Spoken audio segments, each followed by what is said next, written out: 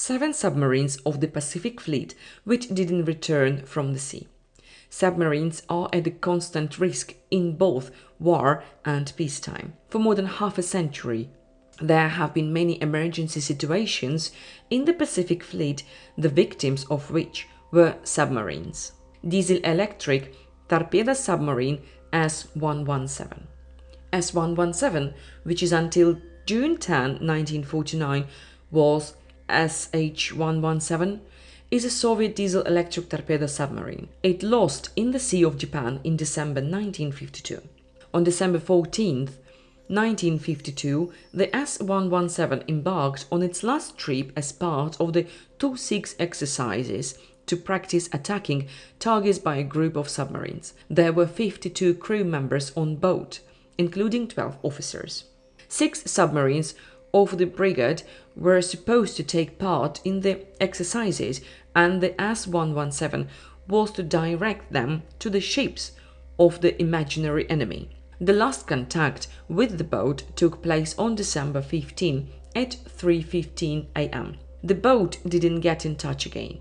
The exact reason and place of the loss of the S-117 is still unknown. K-129. Diesel-electric missile submarine K-129 was lost on March 8, 1968. The submarine was on military duty in the Hawaiian Islands. The submarine stopped communicating on March 8. It sank approximately on March 7 or 8, 1968 in the North Pacific Ocean, 750 miles from the island of Oahu, at a depth of 5.6 thousand meters. The entire crew of 98 people died. On August 12, 1954, as a result of a secret CIA operation, Azorian Project, with the help of specially designed equipment, the bow of the submarine was raised. An investigation by U.S. government agency concluded that the reason of the K-129 disaster was the operation of the R-21 missile engine. Nuclear submarine K-56. On June 13, 1973, in Peter the Great Gulf, Sea of Japan, the nuclear submarine K-56 collided with the research vessel Academic Berg. The submarine was sailing to the base at night on the surface after performing firing practice. Academic Berg was moving at a speed of 9 knots. The blow fell on the right side of the K-56. At the junction of the first and second compartments, a 4-meter hole appeared. In the first compartment, 22 sailors remained who managed to save the air cushion and fought with the flow of water until the commander of the K-56 threw the boat onto the beach.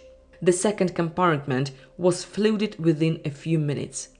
The officers in the compartment sealed the bulkheads from the inside to prevent flooding of adjacent compartments.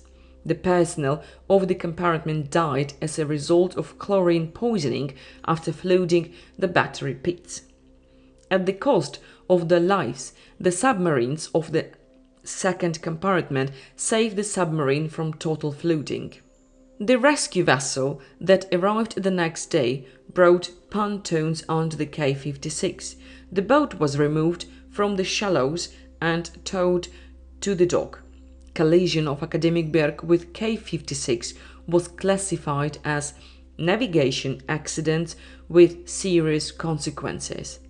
As a result of the tragedy, 27 people died, including 16 officers, 5 warrant officers, 5 sailors, 1 civilian specialist from Leningrad. About 140 sailors survived. Nuclear submarine K-429. On June 24, 1983, 4.5 miles off the coast of Kamchatka, during a dive, the nuclear submarine K-429 sank, which was urgently sent from repair to torpedo firing without a leak test and with a combined crew. Part of the regular one was on vacation, the other shift was not ready. During the immerse, the fourth compartment was flooded through the ventilation system. The boat lay down on the ground at a depth of 40 meters. When they tried to blow through the main ballast, due to the open ventilation valves of the main ballast tank, most of the air went overboard. As a result of the disaster, 16 people died. The remaining 104 were able to reach the surface through the bow torpedo tubes and the shaft of the aft emergency hatch. S-178. Diesel medium submarine S-178 died on October 21, 1981, near Vladivostok as a result of a collision with the RFS Refrigerator 13. On the day of the disaster, submarine under the command of Captain 3rd rank V.A. Maranga was returning to the base after a 2-day trip in the sea. At 7:30 p.m., S-178 received the go-ahead to enter the Golden Horn Bay. Against the background of the coastal light of Vladivostok and the ships standing in the roadstead, the RFS-13 lights were noticed from the submarine's bridge only when the ship was very close.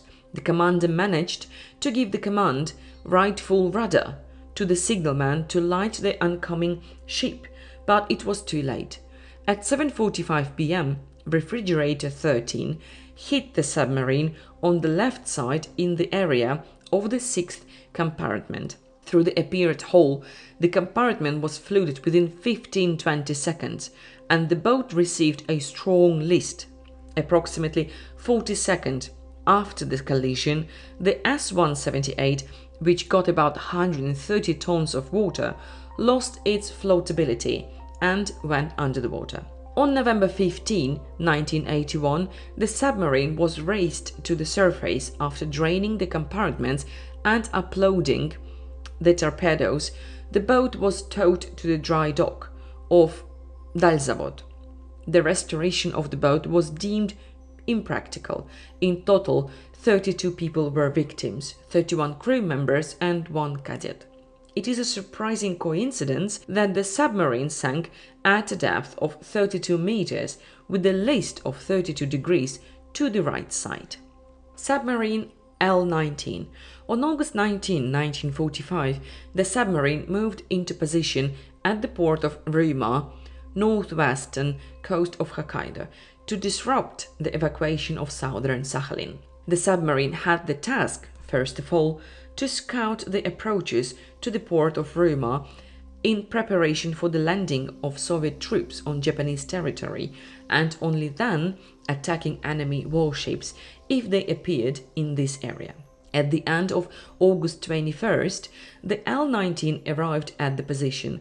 By that time, the situation had changed. Back on August 14, the Emperor of Japan announced his consent to end the war on the terms of allies, and on August 18, US President Truman refused the USSR's offer to grant him a zone of Japanese occupation in the northern part of the island of Hokkaido. The Japanese were hastily preparing for the evacuation of southern Sakhalin.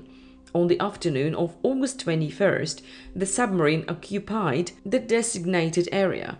On August 23rd, the last report was received from the commander with the following content: 10:22, enemy's submarine attacked, dodged.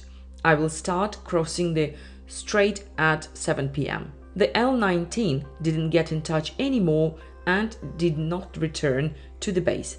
The probable reason for the death of the submarine are considered to be the explosion of Japanese minefields during the crossing the La Perouse Strait, death as a result of an attack by an unidentified submarine. There were 64 crew members on board of the submarine on the last voyage. The entire crew of the L-19 submarine was posthumously awarded with the Order of the Patriotic War, first and second levels. Submarine L-16, winter 1941-1942. On September 24, 1942, the submarine under the command of Lieutenant Commander Dmitry Fyodorovich Gusarov paired with the L-15, began the transition from the Far East to the north through the Panama Canal. As the crossing passed through the war zone, submarines carried huge battleship flags aft to avoid falling victim to American or Japanese submarine torpedoes. The ships followed unprotected on the surface at a speed of 11-12 knots. L-16 was leading. On the night of October 11-12, 1942, at the Dutch harbor San Francisco, crossing the L-16 was sunk by the Japanese submarine I-25 due to the negligence of the signalman. With the trim to the stern at 45 degrees, the L-16 began to quickly plunge into the water and after 25-30 seconds disappeared from the ocean surface. L-15 signalman saw two periscopes on the left side, approximately at a distance of 1 mile. The gunners managed to fire 5 shells at it from a 45mm gun, and the radio operators managed to catch the last radiogram from L-16, "We are dying from." At this, the transmission was cut off. 56 people died on that submarine. Don't forget to subscribe and like it. Thanks for sharing, and bye-bye.